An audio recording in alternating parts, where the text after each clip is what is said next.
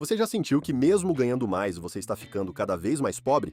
Que o seu esforço no trabalho parece estar sendo derretido por uma força invisível toda vez que você pisa no supermercado?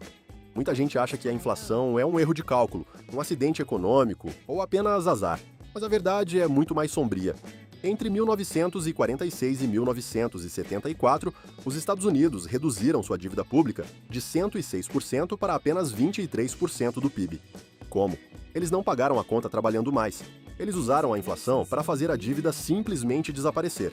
Hoje, eu vou te mostrar os bastidores técnicos de como o governo lucra bilhões com a sua perda de poder de compra.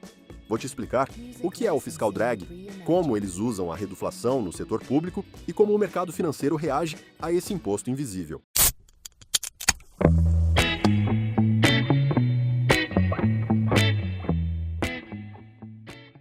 Olá, sejam bem-vindos ao Negócios e Mercados. Aqui a gente desce o nível da conversa para entender como o dinheiro realmente se move nos bastidores que ninguém te mostra. Hoje o papo é sério e até perigoso. Vamos falar sobre por que a inflação é, na verdade, a melhor amiga de qualquer governo. E por que eles nunca, em hipótese alguma, vão te contar isso na escola ou no Jornal Nacional. Mas antes de eu te revelar o segredo que o Estado tenta esconder, faz o seguinte, clica no botão de se inscrever para nos dar uma força e ajudar o canal a crescer. Aqui, a gente não passa pano para governo nenhum, a gente foca no seu bolso. Agora vamos para o vídeo.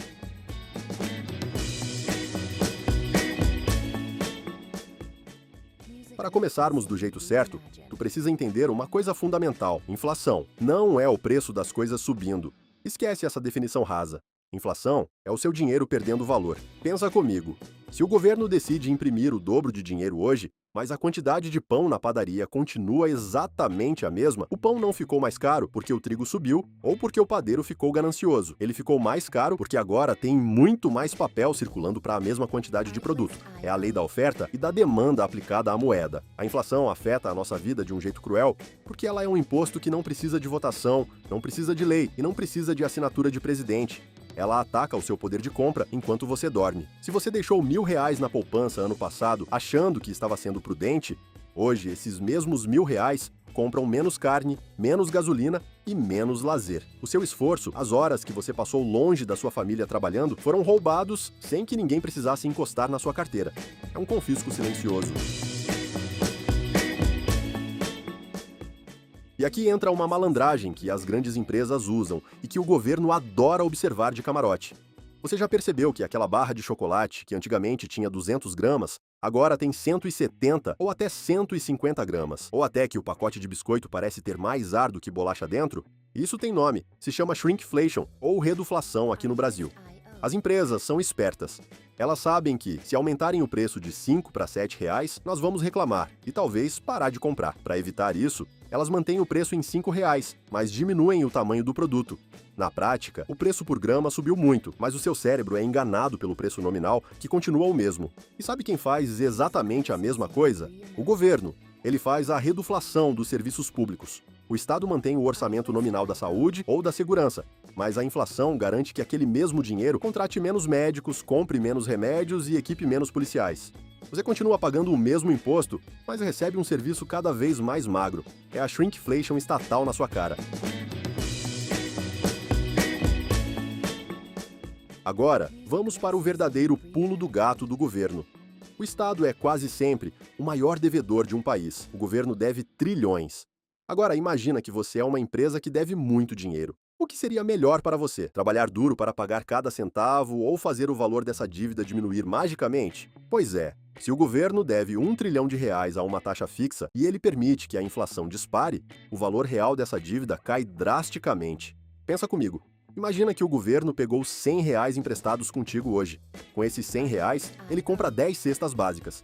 Daqui a 10 anos, ele te devolve os mesmos R$ 100. Tecnicamente, ele te pagou, certo? Mas agora, esses R$ 100 só compram 2 cestas básicas. No final, o governo te pagou com um dinheiro que não vale nada. Ele usou o seu poder de compra para financiar os gastos dele no passado. A inflação é o mecanismo que os governos usam para derreter suas dívidas sem precisar cortar gastos ou aumentar impostos de forma direta. É um calote elegante, silencioso e, infelizmente, muito comum. Agora vamos entender o fiscal drag. Esse é o termo técnico para o que eu chamo de arrastão fiscal. Funciona de um jeito bem simples e perverso. As faixas do imposto de renda geralmente são fixas ou demoram décadas para serem corrigidas. Se a inflação sobe e o seu patrão te dá um aumento salarial apenas para repor essa perda, você não ficou mais rico. Você continua comprando as mesmas coisas que comprava antes. Só que, para a Receita Federal, o seu salário nominal subiu. E esse número maior te joga para uma faixa de imposto mais alta. De repente, você sai da isenção ou pula de 15% para 27,5% de imposto. Assim, o governo passa a morder uma fatia muito maior do seu suor, sem precisar que nenhum político coloque a cara na TV para dizer que aumentou os impostos. É um aumento automático de arrecadação que pune justamente o trabalhador que está tentando apenas manter o nariz acima da linha d'água. Por fim, temos a senhoriagem. Este é o lucro bruto que o governo tem ao emitir moeda. Pensa que o custo para imprimir uma nota de R$ 100 é de apenas alguns centavos de papel e tinta. Mas no momento em que essa nota sai da impressora e entra no mercado, ela vale R$ 100 em poder de compra para o governo. Essa diferença entre o custo de produção e o valor que o governo gasta é lucro puro. É como se o governo tivesse uma máquina de fazer valor do nada. Quando o governo gasta mais do que arrecada, ele muitas vezes recorre a essa expansão da base monetária. Isso gera inflação, o que nada mais é do que uma transferência de riqueza de quem guarda dinheiro para o Tesouro Nacional. Eles ficam com o valor real e você fica com o papel que vale cada vez menos. Mas o mercado financeiro não é bobo. Quando os grandes investidores percebem que o governo está usando a inflação como muleta para esconder a incompetência fiscal, eles começam a cobrar mais caro. Isso gera o chamado prêmio de risco. Os juros de longo prazo sobem, o que encarece o crédito para todo mundo. Se o governo perde a mão, o mercado trava e o país entra em recessão.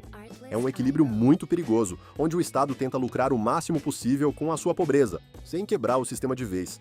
Eles querem te tosquiar, mas não querem matar a ovelha.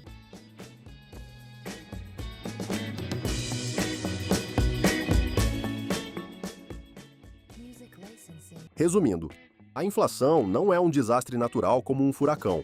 Ela é uma ferramenta política. Ela derrete a dívida do governo, aumenta a arrecadação sem alarde e gera lucro na impressão. Enquanto isso, você vê seu dinheiro derreter no mercado. Se tu não quer ser mais uma vítima, você tem que agir como os grandes. Fuja de dinheiro parado. Busque ativos reais. Invista em rendas fixas atreladas a índices de inflação, como o IPCA. Procure ações de empresas que conseguem repassar preços. E, claro, ativos escassos que o governo não consegue imprimir, como o Bitcoin. Se esse vídeo abriu seus olhos, compartilha ele com aquele seu amigo comunista que acha que para acabar com a pobreza é só imprimir dinheiro. E não esquece de se inscrever no canal. Valeu, galera! E até o próximo Negócios e Mercados.